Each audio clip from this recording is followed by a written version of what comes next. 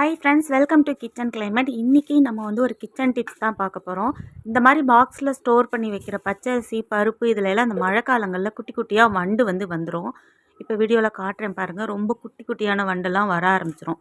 நம்ம ஈரக்கைகளை வைக்கும்போது தான் அரிசியில் வண்டு வைக்கும், புழு வைக்கும்னு சொல்லுவாங்க. ஆனால் மழை காலத்தில் நீங்கள் என்ன தான் ஸ்டோர் பண்ணி வச்சுருந்தீங்கனாலும் அதுலேயும் வண்டு வரதுக்கு வாய்ப்பு இருக்குது. அதை ஃபஸ்ட்டு வந்து வெளியே அனுப்பணும்.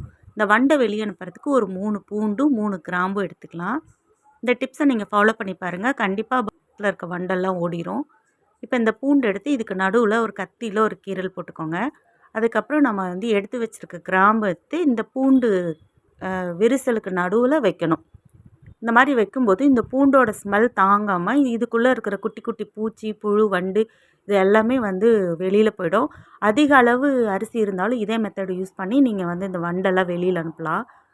இப்போ பாருங்கள், கொஞ்சம் தட்டில் வந்து நம்ம விரித்து விட்ட உடனே வண்டெல்லாம் வெளியில் வர ஆரம்பிக்குது. இப்போ இந்த பூண்டு எடுத்து இதோட உள்ளே வச்சு நம்ம கவர் பண்ணிடணும்.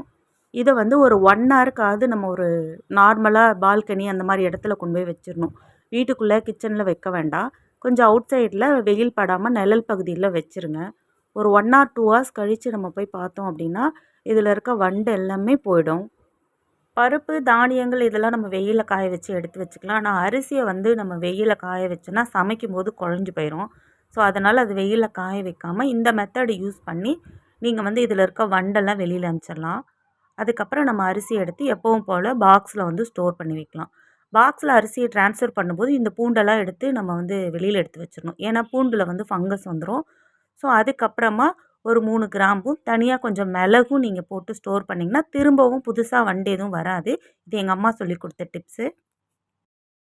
ஓகே ஃப்ரெண்ட்ஸ், இந்த வீடியோ உங்களுக்கு யூஸ்ஃபுல்லாக இருக்கும்னு நினச்சிங்கன்னா நம்ம சேனலை சப்ஸ்கிரைப் பண்ணிவிட்டு வீடியோக்கு ஒரு லைக் கொடுத்துருங்க. Thank you friends.